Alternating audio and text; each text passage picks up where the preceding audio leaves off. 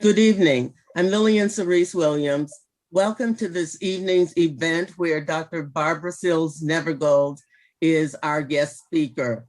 The host for this evening's event is Dr. Sean Earlham, who is acting chair of the Department of Africana and American Studies, and also professor of comparative literature.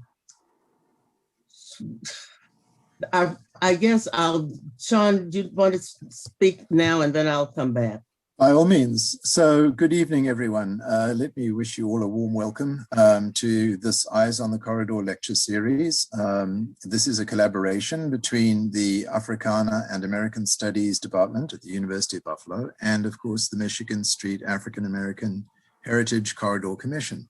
As you've heard, my name is Sean Earlham, and I'm currently the acting chair of the Africana and American Studies Department, and will serve as your host this evening. And before we proceed to tonight's event, I also just want to thank my colleague, Dr. Lillian Williams, for all of her efforts in fostering this collaboration between our department and the Michigan Street Heritage Commission. I believe our moderator has now been able to join us, so I will just briefly introduce her to you. Our moderator for this evening's program is Dr. Fatima Morrell, who is the Associate Superintendent for Culturally and Linguistically Responsive Initiatives in the Buffalo Public Schools District. She will in turn introduce this evening's lecturer, Dr. Barbara Seals Nevergold. Dr. Seals Nevergold is no doubt known to many of you in Buffalo as an educator, administrator, community and political activist.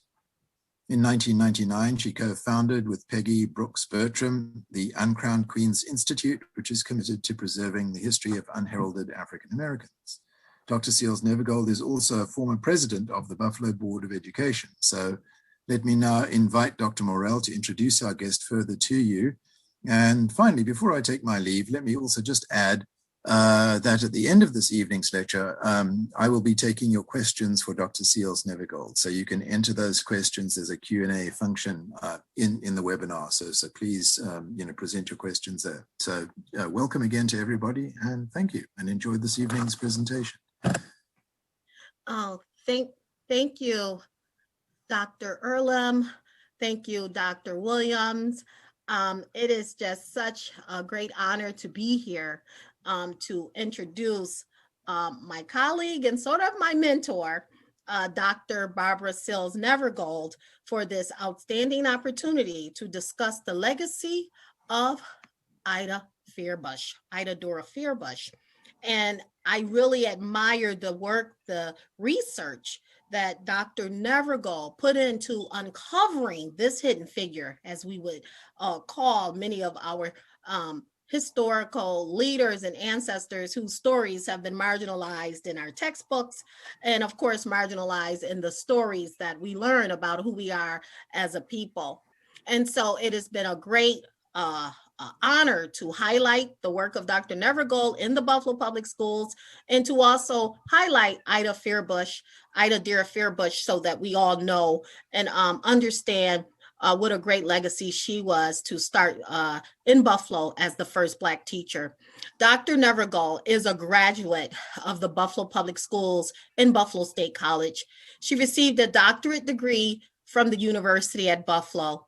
Dr. Nevergold is a lifelong educator who taught in the Buffalo schools, the University at Buffalo, and SUNY Empire State College.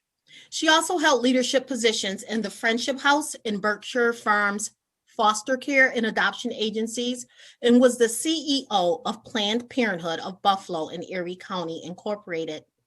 From 2012 to 2019, she was a member of the Buffalo Board of Education, serving as its president for 4 terms. In 1999, she co-founded the Uncrowned Queens Institute for Research and Education on Women, Incorporated. As a co-founder of the Uncrowned Queens Institute, Dr. Nevergold has worked to create a model for the reclamation, collection, preservation, and dissemination of the biographic histories of African American women and men via the technology of the Institute's webpage. The organization observed its 20th year in 2019. And in the Buffalo Public Schools, we are now also proud to be a partner with the Uncrowned Queens Research Institute and have implemented, in collaboration with Dr. Nevergold, the Big Sister, Little Sister Dialogues mentoring program that is providing outstanding leadership and mentorship for girls across our city who would otherwise not have these exemplary models to emulate. And so Dr. Nevergold is 100% responsible for ensuring a proud program in the lives of these young women. And she is also the co-author of the book series, Uncrowned Queens, African American Women Community Builders of Western New York and Oklahoma. She has also co-authored the award-winning book, Go Tell Michelle, African American Women Write to the New First Lady in 2009. And she's also authored a number of other books and literary articles and research papers on many of our uncrowned kings and queens in our community, including one of my favorite stories, the story of James Benjamin Parker, the unsung hero who actually saved President McKinley from dying right here in Buffalo. And that story, his heroism, really wasn't unpacked until Dr. Nevergold led the charge in researching and uncovering Big Ben Parker's story as well.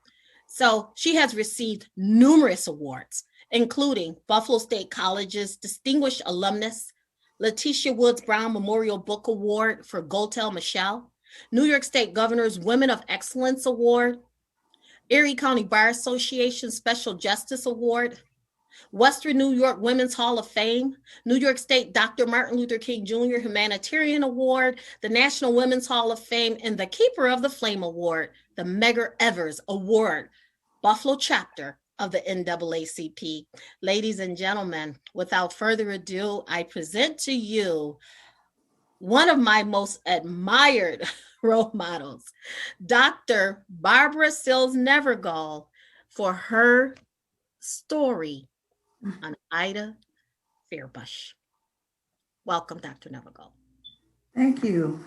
Thank you so much, Dr. Morrell and Dr. Earlham, for those wonderful introductions. I just saw my life pass before my eyes a minute ago. And I also want to thank Dr. Williams and Dean Schutze, as well as the Michigan Street African American Heritage Corridor and Commission for the work they're doing in this important series. I'm really pleased and proud and honored to be a part of it. So without further ado, let's start our presentation on Ida Dora Fairbush. She paved the way. Absolutely.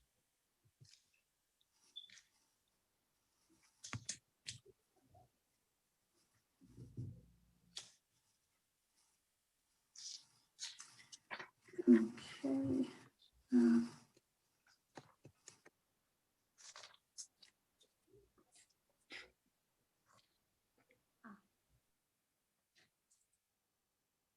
A second here as I negotiate this presentation here.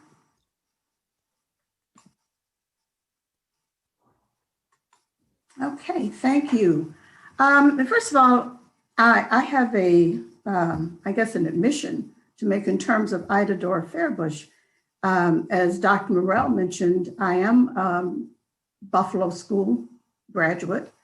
I was a Buffalo School teacher for about 13 years, and I'm a lifelong resident of Buffalo.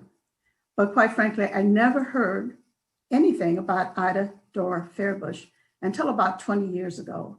And when I did hear about her, it was just a factoid. You know, the first African-American teacher in the Buffalo Public Schools. Unfortunately, Ida Dora Fairbush is not only a little known or unknown history maker in our community. Far too many others like her have fallen through the proverbial cracks, or should I say crevices, of history.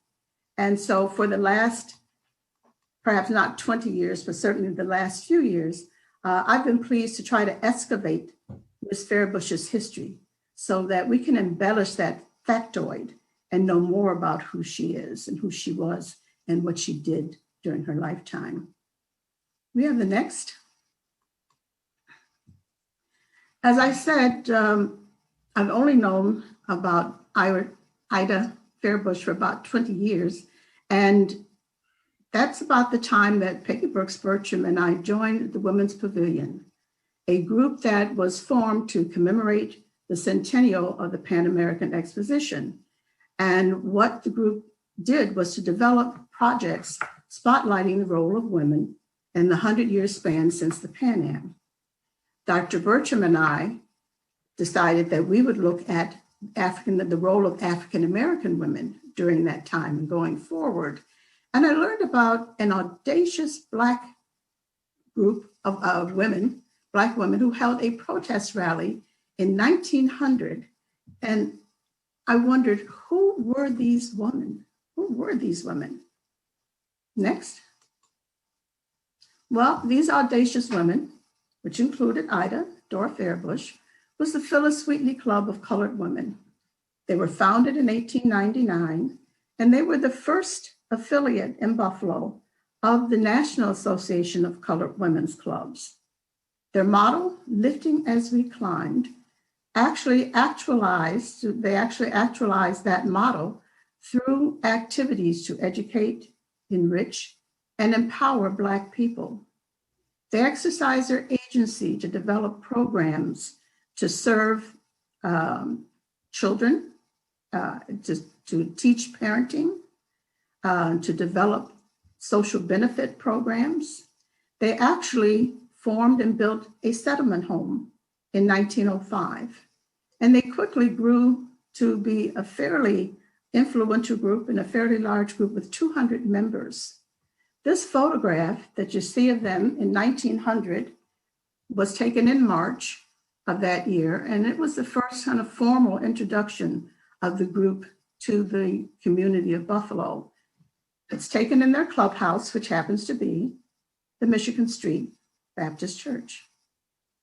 Next. The Phyllis Wheatley Club began to lobby for a voice in the Pan Am in 1899.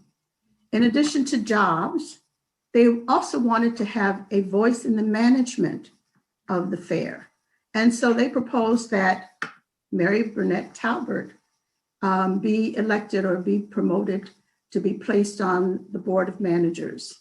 Unfortunately, they didn't happen, but the women proceeded to do a lot of things in terms of their advocacy.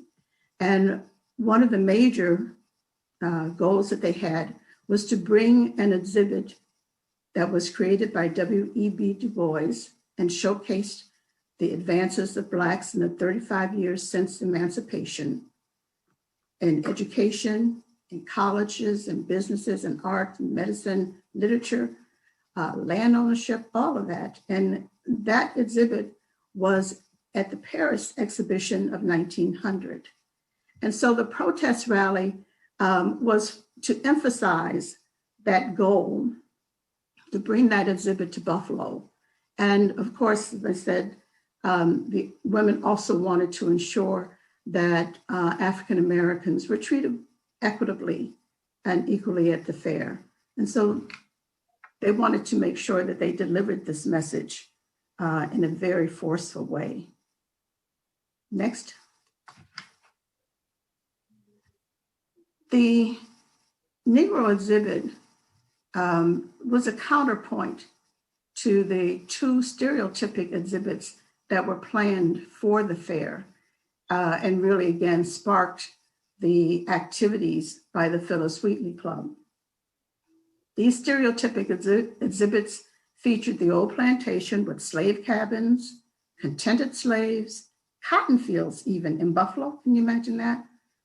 And then darkest Africa with huts occupied by savage Africans. And both of these exhibits had theaters with minstrel shows and as well as savage rituals supposedly performed by the savages occupying the African exhibit. And of course, they also had souvenir shops in which they sold souvenirs. The Pan American Exposition had over 8 million visitors, many of them visiting the Midway and therefore being exposed to the old plantation and the African village. Next. So what happened in terms of the ways in which the Phyllis Wheatley Club was able to have their demands or their voice heard? They were really quite successful because they did bring in, and they did get the fair to bring in the Negro Exhibit and to place it in the fair, not on the Midway, but they did get it placed. And here you see a copy of a souvenir journal that was created for this by an individual by the name of James A. Ross. He attended that protest rally and was a speaker there as well. Mr. Ross was a lawyer, a businessman, and a journalist. And he has a story that is yet to be told as well. His souvenir journal, unlike any other at the fair, featured paid advertisement. Did I say Mr. Ross was a businessman? Well, he was. And it also featured some other things, such as the names of a list of Black residents in Buffalo, a list of books by Black authors, etc. Ida and her brother Nelson also were involved with this Committee of Comfort, which essentially was to help to make sure that African Americans who were visiting the fair did not experience any discrimination, had places to stay, lodgings, inns, or people took individuals into their homes. So they wanted to make sure and ensure that those homes were adequately prepared to accept individuals. They also planned a welcome party to, again, make sure that African Americans who were coming to the fair felt welcomed. And the Fairbush siblings invested in the Pan Am, which they hoped would be a successful venture. It lost money, but nonetheless, of the 3 African Americans that I found who bought stock in the Pan Am, they each bought 10 shares at $10 a piece, which was quite a amount of money in 1901.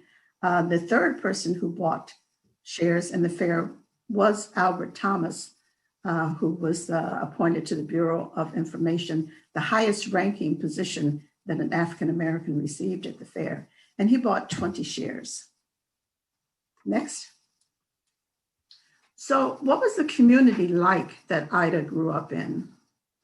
Well, the Black community in Buffalo had a long established history. From the earliest days of this region, it was a small but vocal and active community. And to give you an example of the size, in 1900, when there were 1,698 residents in Buffalo, or Black residents in Buffalo, Buffalo had an overall population of 352,000.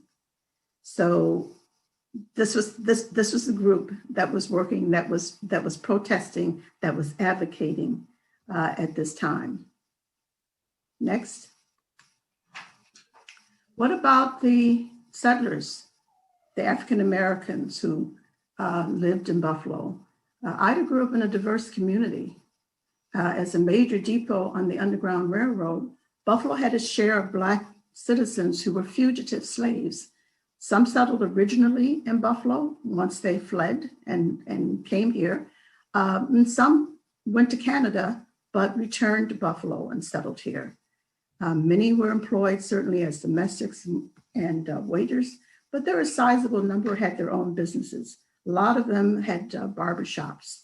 And Buffalo being the terminus of the Erie Canal and the Lake Port meant that jobs for sailors were available as well. And later we have some few professional positions as the community aged and more became educated and able to secure those positions. African Americans live primarily in the 4th and 5th wards, with the 4th ward being the most populous. Ward 4 is bound by Maine on the west, Michigan on the east, Goodell on the north, and South Division on the south.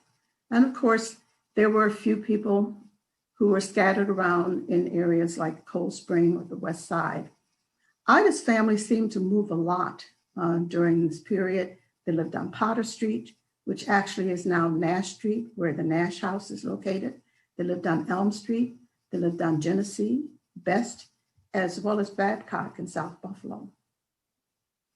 Next.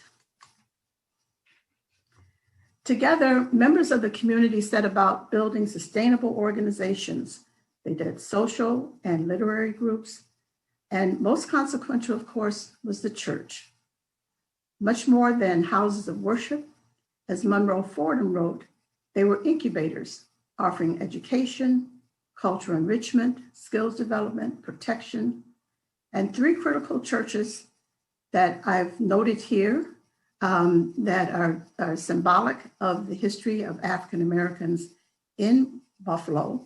The Vine Street AME Church, which was founded in 1831. The Michigan Street Baptist Church, founded in 1836. And the building that we're seeing that is still with us was built in 1845. And St. Philip's Episcopal Church in 1861. And I would note that the Vine Street AME Church is still active. It's now known as Bethel AME Church. St. Philip's is still active. And the Michigan Street Baptist Church actually is on Humboldt Parkway. The congregation moved to Humboldt. As far as the Michigan Street Baptist Church now, this building, it is still being used as a faith-based institution. And, I think that what comes to mind, the person who comes to mind at this point in time is the Bishop William Henderson, who recently passed. But thanks to Bishop Henderson, he was instrumental in the preservation of the Michigan Street Baptist Church. And I just want to make sure that I mentioned him. Next. I love this photo and I wanted to share it. It was taken about 1900.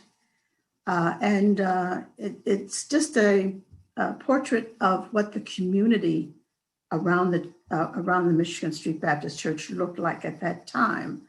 To the left is a house that was owned by William and Mary Talbot, and they occupied it at one time. To the left of that, of course, is her cottage at 521 Michigan Street, which we don't see in this photo. The church has the stairs before those were removed.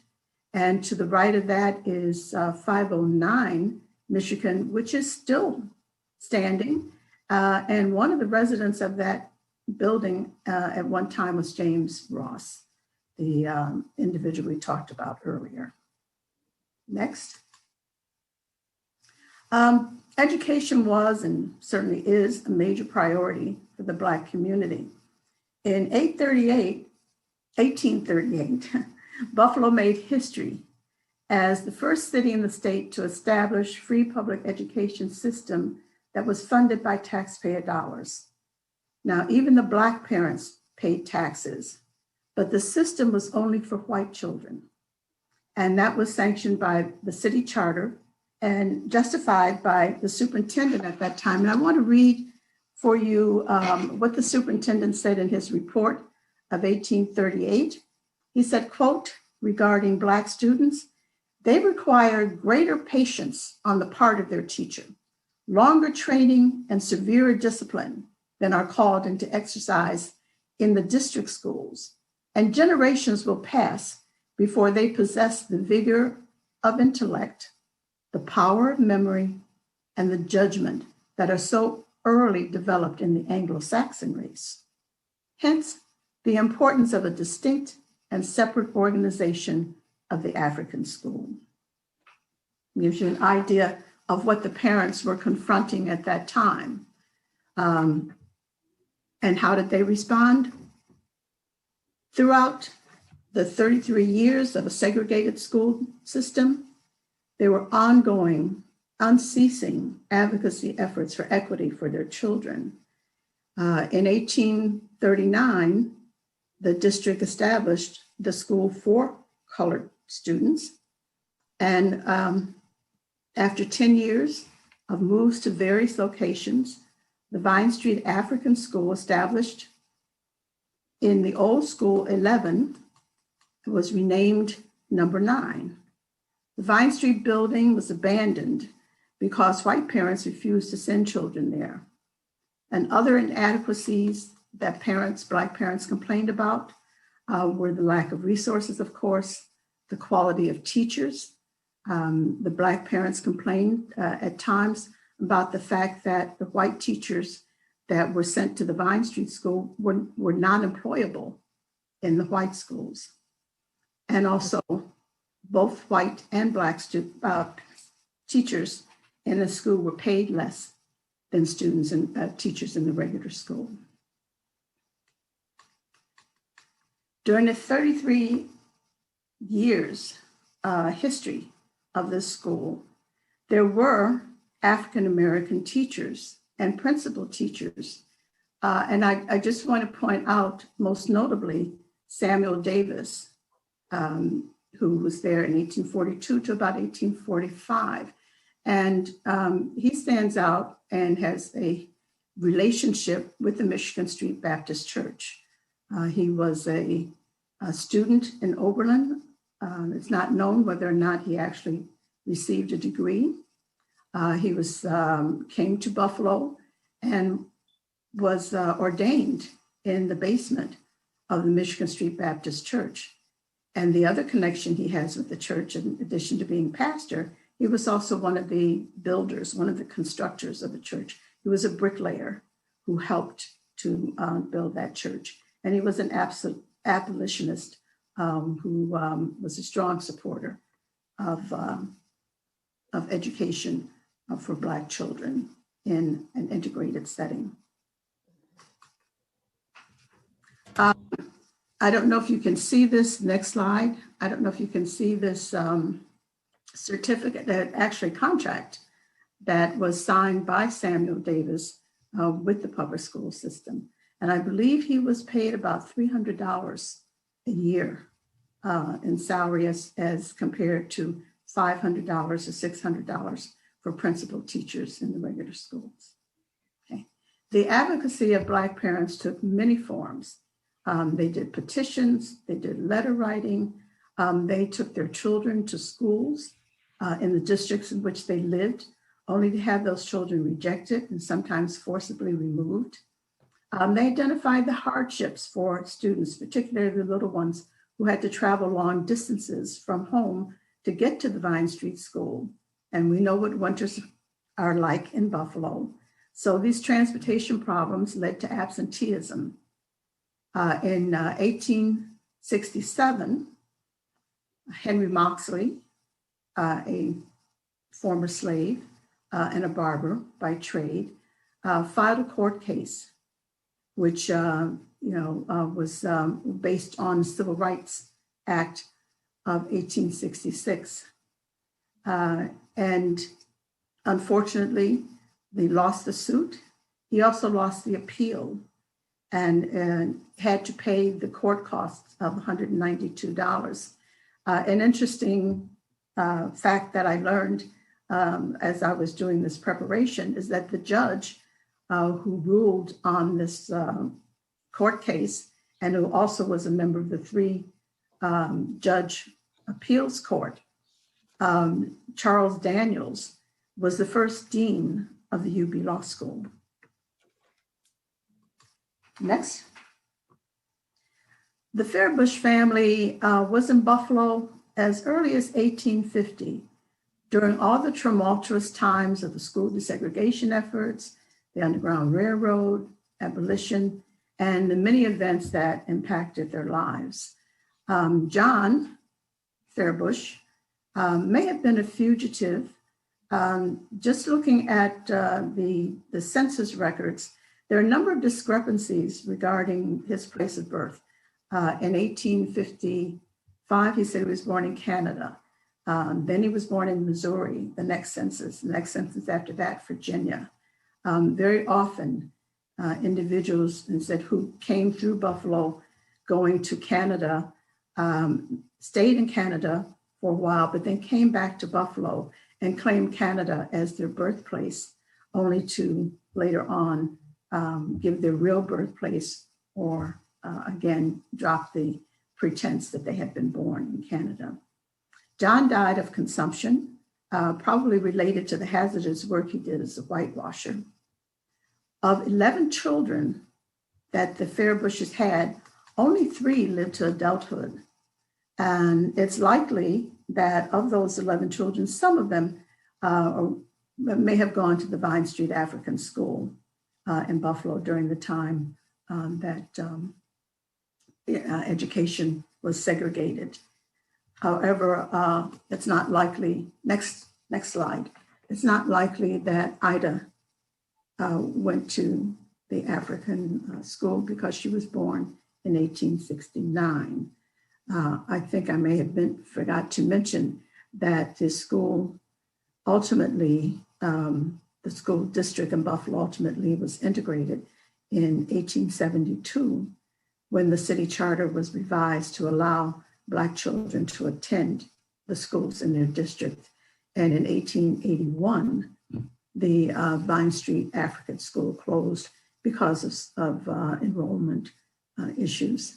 So Ida probably did not go to that school, but she did go to school 26. This is the first that I found her in terms of her educational background. And in 1884, when she was an 8th grader, she was awarded the Jesse Ketchum Silver Award. And the Jesse Ketchum Award is given to children with the highest academic achievement for that particular school. I would note that, again, her school was in South Buffalo, and the family lived on Babcock Street. By that time, John was deceased, so Amanda and her 3 surviving children were living on Babcock Street at that time. Also, Ida was the 6th African-American student to receive the medal, which Ketchum began to be awarded in 1873. So in its 11-year history by this time, she was the 6th African-American. And I want to mention Grace Taylor, a friend, even though she was a few years older than Ida, but Grace Celia Taylor was unique and an extremely bright young woman who won all 3 medals, the silver, a small silver, a large silver, and gold at a time when the Jesse Ketchum gold medals were really gold. I don't know if, I'm sorry, next. Hopefully, Dave, you're keeping up with me. I don't know if Ida was a member of the Vine Street AME Church. Another family member was affiliated with St. Philip's. But in 1889 through about 1891, she is listed in the city directory as the church's organist. And in that event, her association with the church put her in contact with the dynamic new pastor, Reverend Horace Talbert, who was not related to Mary Talbert, whose connections, however, with Wilberforce University no doubt influenced Ida's future. Next. Dr. or Reverend Talbert was a graduate of Wilberforce. He earned several degrees there. And then he successfully pastored a number of churches throughout the Northeast. And And at each of these churches, he expanded the membership. He built or expanded buildings. He established a high school in Jamaica, New York. He edited and published a journal, The African Watchman. And he was generally a very popular and beloved leader. He was devoted, however, to Wilberforce and decided to return there in 1892 as the chairperson of the languages department. And 5 years later, he was appointed to the position of secretary, which essentially was the chief administrator or president of the university. And it's no doubt that he would have helped Ida and may have mentored her during her time in Wilberforce. Next. Wilberforce is the third oldest established HBCU in the country. And after a short partnership with the Methodist Episcopal Church, Wilberforce was taken over completely by the AME Church, the African Methodist Episcopal Church, in 1863. And all the congregations of this sect made significant commitments, financial and otherwise, to support the school and its students. In addition,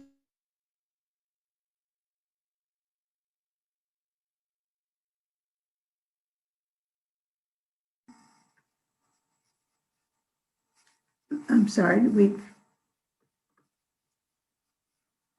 did we come out of that? Hello, are you still there? I'm still here. Okay. I came out for I'm one sorry, minute. I had a different presentation going and it flipped out. So let's see if I can get back to Dave. Are we here? Yeah. Okay. I'm not quite sure what's happening here because my connection is unstable, my own connection. All right, are you seeing the presentation? Yes. And I also can see you now. Hello? Hi, can you hear me? All right, so I'll continue. I'll continue on. I think I was saying that another connection to Wilberforce that was instrumental with Ida's development there and Ida's enrollment was the fact that Dr. Benjamin Taylor, the first African-American doctor in Buffalo, also the father of Grace, was a trustee at Wilberforce from 1867 to at least 1868 and maybe longer. Also the fact that Ida was enrolled in the normal school is interesting in that their tuition was the highest tuition for any of the schools at that point. The $106 equates in dollars now to $3,000. So it was quite a hefty sum she had to pay. Next.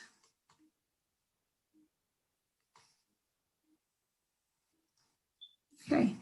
In these pages from the school catalog of 1892, Ida is listed as a third-year student. And you can perhaps see that at the bottom, there are 3 students who were listed as third-year students. And I was intrigued by the photo of the normal training class, of course, and I tried to see if I could find her. The only photo we have of her is the one that I've used, on so many presentations and the cover of the book, the monograph that I wrote. But I think I found 2 potential candidates that could have been Ida. Unfortunately, not having facial recognition, I guess I'll never know. But at any rate, curiously, in that same catalog that lists the candidates for diplomas, Ida's not part of that 3-member group. The other ladies are there, but she isn't. I've also tried to find the records and contacted Wilberforce University regarding their archives. They had a flood a few years ago, which damaged a lot of their records. And some of their other records are not archived in a way that they could be researched. And I think the university has had some difficult times, as many of the historically Black colleges and universities have had. So unfortunately, I've not been able to track down any additional information about her experiences at Wilberforce. Next. Ida's community took great interest and no doubt supported her from the time she left home during her entire educational experience.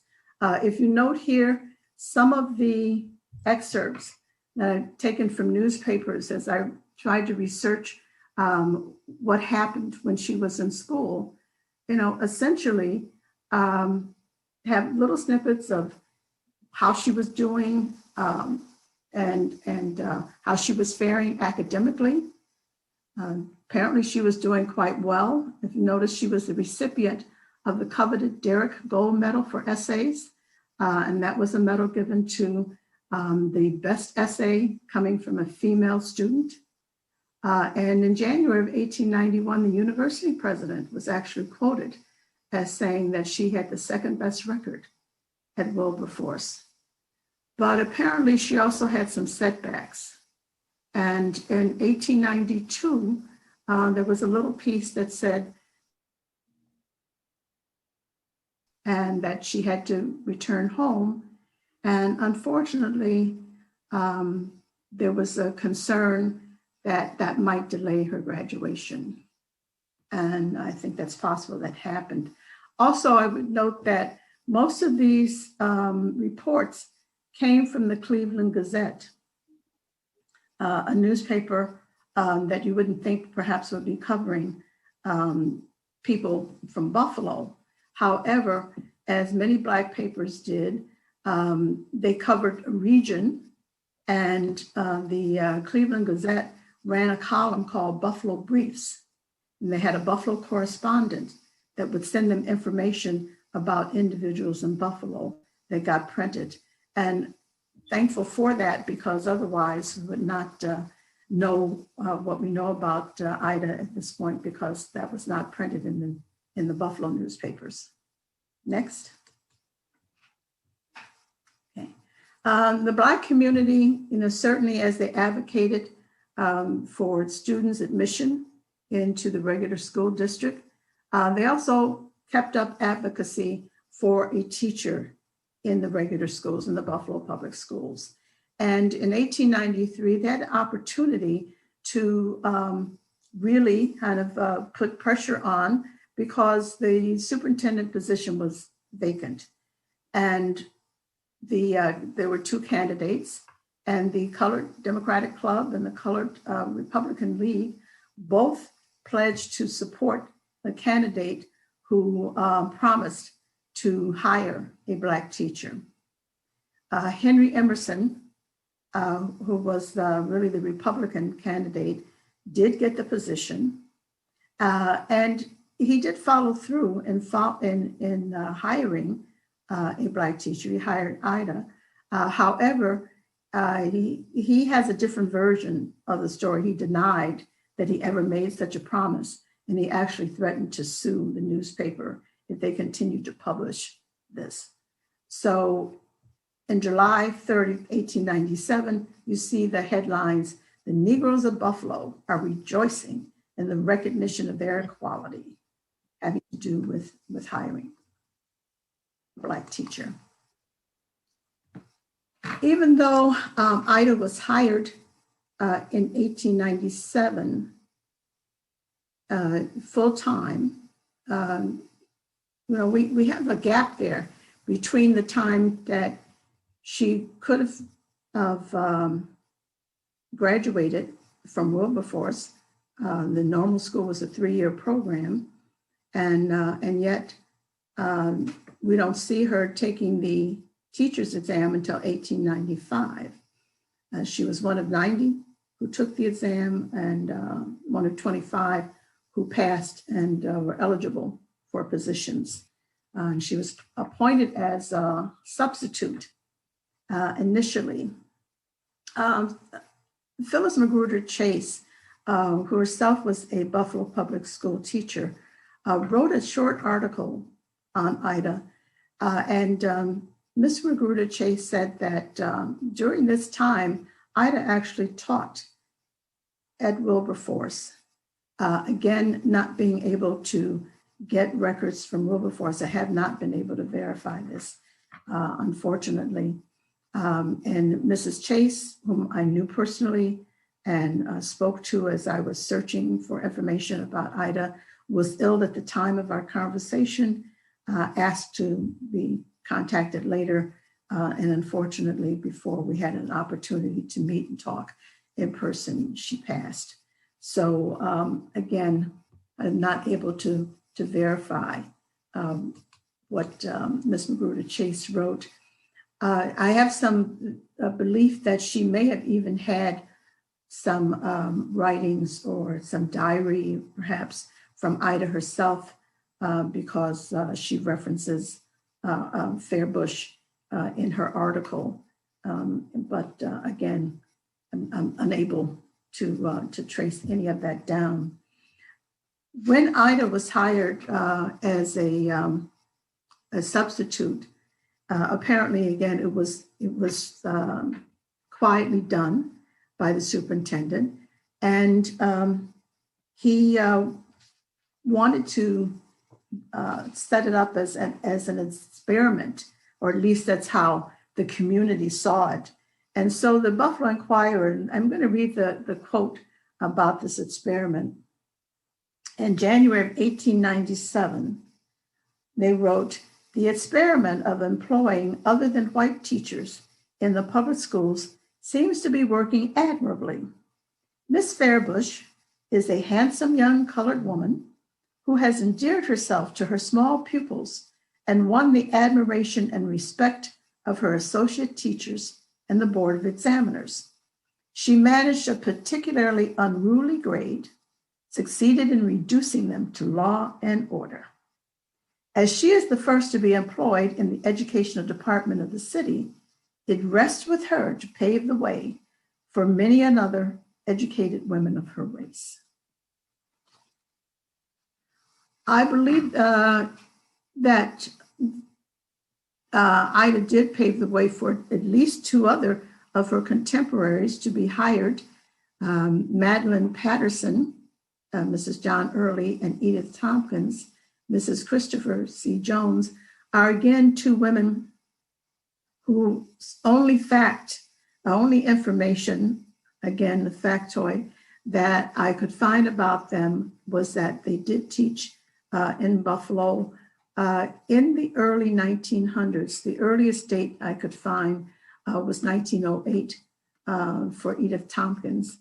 I'm not sure when Madeline Patterson taught, but in any event, since they both married and married women did not continue to teach at that time, they quickly left the district once they were hired. Next.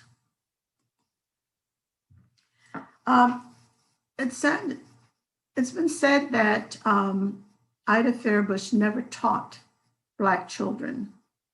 And I think that that may be the case. Again, School 6 is on South Division Street, and a couple blocks over is School 32. And many of the African-American students went to School 32. So it's quite possible that she did not teach Black students within her school, but that she did teach Blacks and Black children as part of her community work as a club woman. Again, the club was very involved and engaged with children, Black children in education and with parents. And I believe that I know that Ida worked with the settlement house at one point. And after World War I, there was a lot of work that was done with the immigrant population, immigrant children coming to Buffalo. She was a close friend of Mary B. Talbert. She was on the planning committee to honor Mrs. Talbot for her many accomplishments. And she was one of the few speakers at Mrs. Talbot's funeral.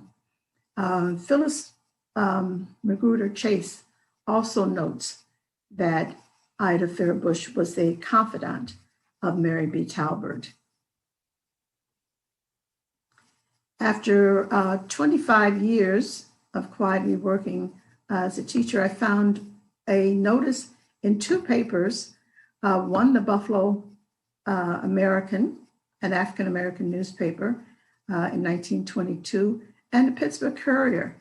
And actually, they both said the same thing regarding Ms. Fairbush, that she was a veteran race teacher who was loved by students and teachers along. Okay. We have the next. Next. Tragically and very sadly, the final years of her life were not happy ones. She was confined to the Buffalo Psychiatric Center as an incompetent person in 1943. She'd lost all of her family members. Her brother died in 1911. Her sister was killed in a pedestrian accident, struck by a car on Fillmore. So she was very much alone. She prepared a will and she left all of her belongings to her doctor, Dr. Jenny Klein. When she died, her body was claimed by Reverend Nash, and apparently she had boarded with the Nash family at one time. So Reverend Nash performed the funeral, but she was buried in an unmarked grave.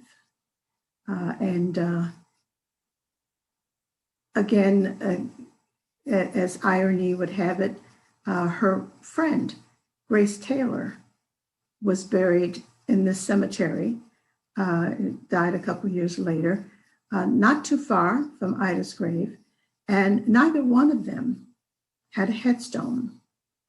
And so a group comprised of myself and other people that you see here decided that she should neither one of them should be unidentified, should be buried with nothing to mark the fact that they had been here, and that their lives should be at least recognized by their deaths. And so through the generosity of a number of people, a headstone was purchased about 2 years ago now. And there were plans to have a ceremony, and we still hope to do that once COVID is taken care of and we're back to some form of normalcy. Next. I just wanted to say a brief word about Nelson Fairbush, Ida's brother. He again, unfortunately, has a life that's been reduced to a factoid, that he was the first African-American to be hired in the post office as a clerk, a civil service position, so a highly valued one at the time, and one which was competitive. He was involved in many civic, social organizations, and was part of a group of ambitious young men who were the social activists of their time. And so he's someone that I hope to, again, uncover more of his history. He was a talented musician, as you see here, director of the chorus at St. Philip's Episcopal Church. Also, he was at one time the Buffalo correspondent for Buffalo Briefs for the Cleveland Gazette. And this painting, drawing that you're seeing here was done by Nelson. He was apparently a talented artist and did many drawings. And this one was or is at the Buffalo History Museum in the library there, and they had identified it as a work by Ida, but it is actually by the brother. Again, there's much more to be known about him. So finally, I hope to be able to excavate his history as well. Next. I just briefly want to conclude by saying that, Ida is only one of the countless Black women and men about whom we only know one or two facts. And this is really what motivated myself and Peggy Brooks-Bertram to create the Uncrowned Queens Institute, and from that, the Uncrowned Community Builders webpage. Our goal was to not only research and write and excavate, if you would, the histories, the little known histories of African-American men and women in the Buffalo area and preserve those, but to invite the community as well to join us in the preservation of these histories and the extension of information. One of the goals certainly is to be able to, and we go on to the next slide, to use all of the avenues of research to collect and to preserve and to make available these histories. And to that end, Dr. Morrell mentioned the mentoring program. And the reason for the mentoring program, the basis for that is to have our students understand that they have a rich historical underpinning, and that mentoring has been going on in the Black community for hundreds of years. And so there's a cultural piece to our mentoring program. Our Facebook Know Her Name project has been going on for about 6 months now. And our idea there was really, again, to call the attention and raise the awareness of the community about the numerous women who are in this community, who have been community builders, who have contributed to this community, to its growth and development, who have many achievements, and whose names should be known and whose histories should be known. So these are women who are on our website already, and this directs them to go, Know Her Name directs them to go to the website to find more about the history of these women. They've got stories to tell, television series that we've done off and on. We've done oral histories, certainly the research and the articles and books we talked about. Workshops and conferences are also part of the services that we provide. And finally, next, there were mention of the publications that we've done over the years. The monograph of Ida Fairbush is here. Also a number of articles in the West New York Heritage Magazine, in the New York, the Journal of New York Life and History. Hopefully I've made a contribution to the history of African Americans in this community, but there's certainly a lot more work to do and a lot more factoids to stretch out and to make more comprehensive. And with that, I'll conclude. Thank you. That was an absolutely wonderful presentation. Dr. Nevergold, I could listen to you for hours about the history of Buffalo, which we have not been taught at all.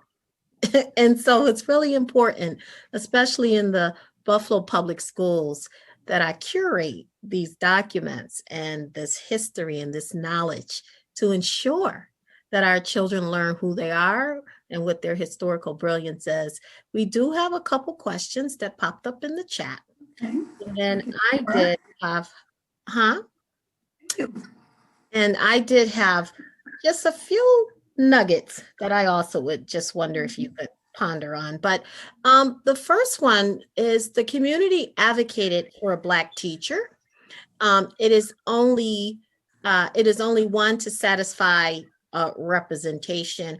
What would the scope of work have been for her? Like her teaching? Do you know if she? I know there were elementary students, but was it third grade, fourth grade? Do we have any idea of what grade level Right. she actually? She taught kindergarten, first grade, as I understand, and as has been said, that she was a remarkable teacher with immigrant children. Something regarding her ability to work with them through their language barriers. Did her, and then that little snippet from the newspaper about her classroom management. So apparently she did quite well in terms of managing unruly students and, as the article said, bringing law and order. I was quite intrigued by the statement of law and order when it comes to Black children and how they are represented in media, even back then. We want to. Well, again, the fact that it's been said that she didn't teach. Oh, that's right. African American descent. You're right. But it seems unlikely that one would, but at the same time, again, if we look at the population, the size of the population, the number of students who were African American descent in the district, it's quite plausible that she didn't have any, or she had very few. You're right. My apologies. Absolutely, because we didn't actually get integration until 1872, according to your presentation, and then the Vine Street school did close. So yeah, she was probably a disciplinarian that kept the kids in line. And it's so unfortunate that she never was able to teach children of color. And I wonder how she felt about that. Just thinking about that, it would be, wow, good to know how she actually felt about that. The other question that kind of came up in the chat was, can this PowerPoint, your intellectual property, can it be posted? And I was wondering, could it continue to be posted on the Buffalo Public Schools website so that people can access it? So that was another question. Or if you I think that's probably a question for the sponsors of this program to answer. So I would leave that to the sponsors to respond to your question. But I do want to say one thing about whether or not, again, Ms. Fairbush taught African American students. Again, her work as a club woman, would really extended beyond the classroom, and her expertise and experience would have been applied, I think, and from what I've read, again, about her involvement with the settlement house would definitely have been a way for her to reach African American children outside of the schools. And so education was always going on in the church, was going on in activities that were formulated by the club women. So in any of those kinds of activities, she would have been engaging, I think, African American students and making sure they were teaching them. I think too, a little nugget that Ms. Magruder Chase put in her article was that, given the fact that she was a musician, she used that skill in the classroom. So she would have been a children's music teacher, as well as spelling, as well as math and what have you. And so, that certainly was a tool, I think, that helped her to engage students in learning as well. Thank you. Thank you so much. And as we talk about our sponsors, I want to thank the University at Buffalo and the Michigan Street Heritage Corridor for sponsoring this critical discussion this evening. And the Michigan Street Heritage Corridor said they would love to post share the presentation on their website, if it's okay with the University at Buffalo. So we'll let you guys figure that out. Here's one more. Did she live with or near other family members, siblings, and their children? And can you remind us if she attended the Michigan Street Baptist Church at all? As far as family goes, then there were two siblings, and Nelson Fairbush died in 1911. He was fairly young. And their mother died in 1912. But apparently Ida lived with her sister, Olive, and Olive had a disability. And so according to Miss Magruder Chase, to use her language, she was crippled. And so Ida took care of the sister, and the two lived together. And after that, however, there seemed to be no siblings or no close family members that she engaged with. Wow, very interesting, coming from having 11 children in the family to growing as an adult and only having 2 or 3. Really interesting. And sad that she didn't know that she ended her last years in a mental institution. I didn't know that. That was a shock, quite frankly. And I'm not quite sure now how I learned that, except I saw a death certificate. That was how I learned that she had died and had been a patient in the mental institution. Mm-hmm. I'm very I love the idea of what happened with her gravesite, her and Grace Taylor, and the idea of the community coming together for a cause to ensure that there were markers on their grave sites. Of course, Ida Dora Fairbush being the first African American teacher in Buffalo, and then Grace Taylor and her family, Dr.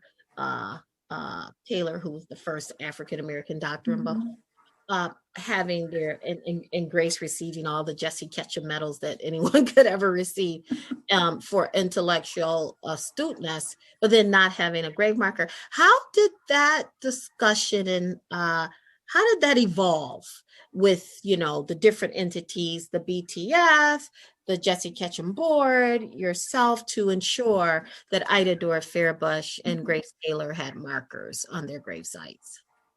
Yeah, actually, it started with Dr. Ellen Grant. I'm not sure how Dr. Grant learned about Ida Fairbush and the fact that she did not have a grave site. I think that it perhaps started with Grace Taylor and her family. And again, there was the interconnection there. And that family came together and realized that there was no marker for Grace Taylor's. And from there, we then learned that there was no marker for Ida Fairbush. And, certainly we should not, as I said, pass out of this world completely unknown and completely unrecognized or acknowledged. And so it's important, it's critical that that we recognize that people were here, that they lived, they died in between, they made contribution. So this was became, as I said, really something very important to all of us who were involved in it. Absolutely remarkable. I have a final question, but I would like to see if any of our other panelists would have any questions at this time. Dr. Williams, Dr. Earlham, Michigan Street, Robin Schultz, anyone would have any questions of their own? I did have one quick question, if I may. Yes. Yeah. The essay, The Mountains of Our Transfiguration, has that survived?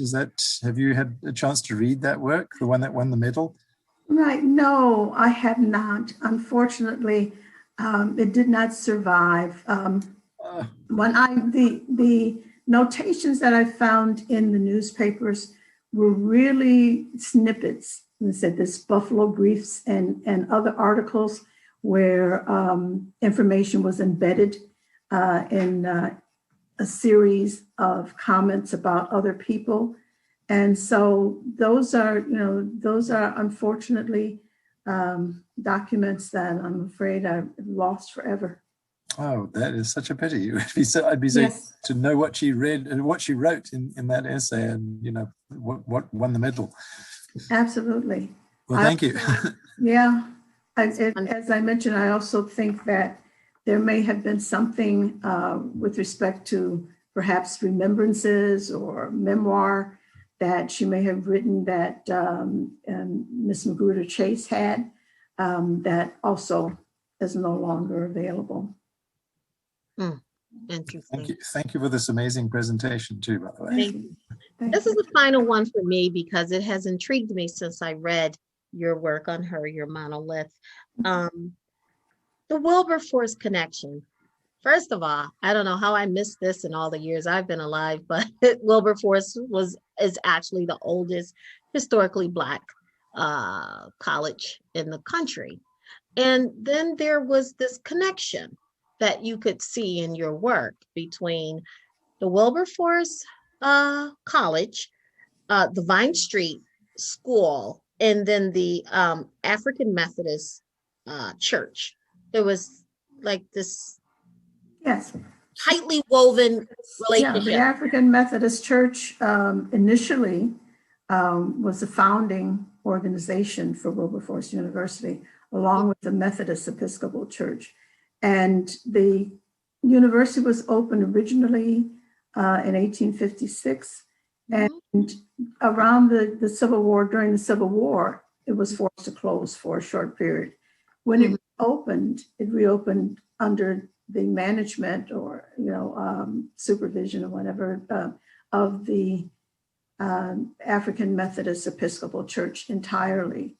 And so the church really had as part of its mission the education of not only its ministers, which was one of their part of their mission, but also of the Black community. And so as a result, every congregation in the AME church was dedicated to supporting the university financially and otherwise. And so that connection was there, was embedded, and has been embedded from the founding of the university. So there were teachers who were teaching at Wilberforce that were members of the church here in Buffalo. Yeah, I believe so. I don't have any names. I don't have. Well, not names, but I'm just trying to get this clear connection in my head. Finally from you, as I read it, and I just want to make sure I understood it. But this connection with the church here in Buffalo, forget the name is slipping me right now. But the Vine Street. The Vine Street, the Vine Street Church, with members who actually went to be professors over at Wilberforce. Well, I don't know how many members. I know that the pastors, more than Reverend Talbert, had connections with the university in terms of teaching, and probably more than likely also, as he did, having been educated there himself, having earned his degree. Right. Wilberforce. So again, as mentioned, there were not many universities and colleges at that point, of that early time period, that were devoted to educating African Americans. And so, it holds a very special place in the education of the individuals who are part of that denomination. Absolutely wonderful. I just wish we still had that connection, but that's history. Well, thank you. Can I ask a question? Sure. First of all, I want to congratulate you on that wonderful investigative work that you've done. I'm curious too about the Wilberforce experience, and I wondered if you've been able to explore some of the individuals who may have been students at the same time that Fairbush was there. When I looked at the catalog that that I investigated during the time that she was a student, 1891, 92, 93 catalogs, or I was trying to find, quite frankly, whether or not there was an indication that she had graduated in a subsequent class, since she wasn't in the class with her cohort. I did not find her. Two, I found one or two students who were from Buffalo, but I haven't followed up on them. But yes, in the catalog, I have been able to find some other students, but I don't know the relationship. The names aren't familiar to me, and I don't know who they were or the relationships to anyone in the city. But there were one or two in addition to Ida Fairbush. Okay, I'll talk offline. I have some suggestions. Okay, that's great. That would be great. Love to do that. This was absolutely remarkable, Dr. Nevergold. And every time I hear you talk about this whole period after Reconstruction and leading into integration of schools and how active the Black church was, just the whole dynamic of the Black excellence and brilliance that was being incubated right here in Buffalo, including the beginnings of the NAACP right here with Dr. Jesse Nash and Mary Talbert and so forth. I'm intrigued by that history and want to know so much, because again, it's something that has not been taught in the schools, and I'm really committed to ensuring that our children, they don't have to be 50 to get this information, right? So I'm certainly pleased that, in your position, Dr. Morrell, that you have the ability to not only influence, but to actually implement. Yes. For so long, we've talked about African infusion curriculum in the Buffalo Public Schools, and it's certainly long overdue. Ida Fairbush is just one example of the rich history that we have in this community. And there's so many others, that I said, like her, whose histories should be told, whose histories need to be told, but it's going to take some work to excavate that history. It's not easily accessible. And so not just me, I hope that others are working as well on that. I'm now working on a fugitive, well, it wasn't a fugitive slave, but yes, it was a fugitive slave who came to Buffalo, who really made some extraordinary achievements and contributions to this community as well, around the same time as Ida Fairbush was also contributing. So we need to work on this. Wonderful. I can't wait for it. Thank you so much, Dr. Nevergold. I think we have thoroughly exhausted you with questions. Well, thank you all. And Dr. Shawn, I got your message. Thank you so much for your comments, and everyone for your support. Thank you. It's been my pleasure. This was wonderful. Thank you. Thank you so much, University at Buffalo and Michigan Street Heritage Corridor for sponsoring these kinds of events that are so critical to our own edification. Thank you so much. Have a good night. Thank you. Take care. Take care. Good night. Good night.